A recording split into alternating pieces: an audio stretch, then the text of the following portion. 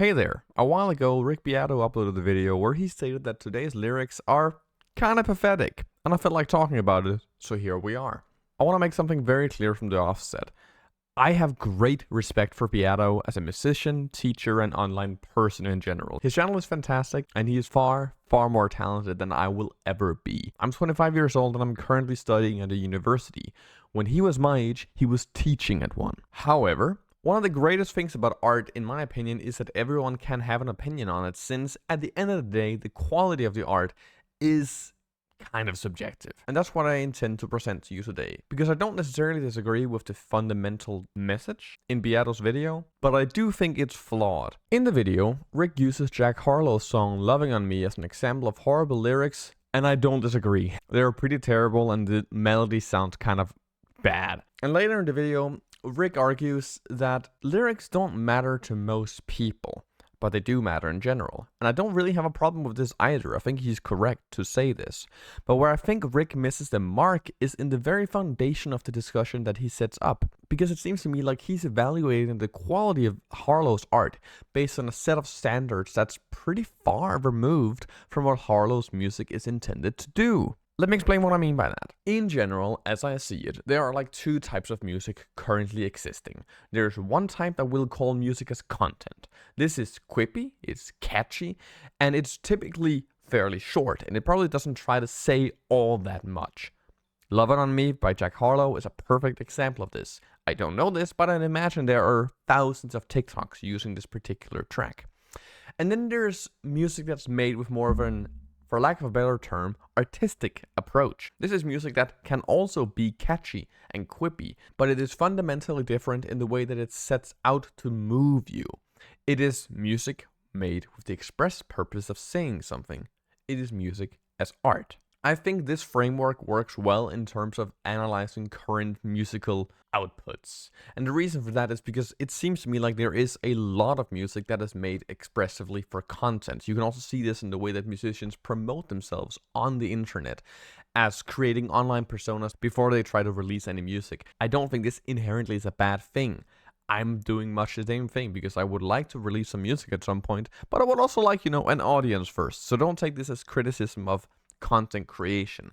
I do, however, think that when you create music that is made for content and content explicitly, what you're kind of doing is that you're creating a product, not necessarily a piece of art. And this is a huge discussion that I'm not going to try and get too much into because, quite frankly, I don't know enough about the subject to deem what is and isn't art, and I also don't think it's my place. But I don't think many of you will disagree when I tell you that it doesn't feel like Jack Harlow's Loving on Me is artful. It's more catchy, quippy, and easy to remember. Now, Rick Beato asserts that most music nowadays that gets released is this way, and that might be the case, I'm not sure. But I don't like how he seems to criticize Harlow's song by comparing it to a Beatles song that seemingly was made with much more artistic expression, and then concludes that today's music just isn't as lyrically profound or interesting as older music is. And to demonstrate that, you and I are going to be reading the lyrics of a song that I really like that came out in 2022 called Numb Little Bug by M. Bayhold. I'm just going to read until the first chorus ends, and you'll tell me if you think these are pathetic lyrics. I don't feel a single thing. Have the pills done too much? Haven't caught up with my friends in weeks, and now we're out of touch. I've been driving in LA, and the world, it feels too big. Like a floating ball that's bound to break, snap my psyche like a twig. And I just want to see if you feel the same way as me. Then we start getting into the pre-chorus. Do you ever get a little bit tired of life? Like you're not really happy, but you don't want to die. Like you're hanging by a thread, but you gotta survive, cause you gotta survive. Love that line. Like your body's in the room, but you're not really there. Like you have empathy inside, but you don't really care. Like you're fresh out of love, but it's been in the air and my past repair.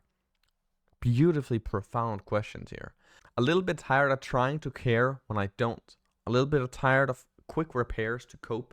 A little bit tired of sinking, there's water in my boat. I'm barely breathing, trying to stay afloat. So I got these quick repairs to cope, cause I guess I'm just broken and broke. Gorgeous! Gorgeous lyrics. Tell me that this doesn't paint a beautiful picture of issues that a young person could be dealing with in the year of our Lord 2022 or 2024 now. My point is this.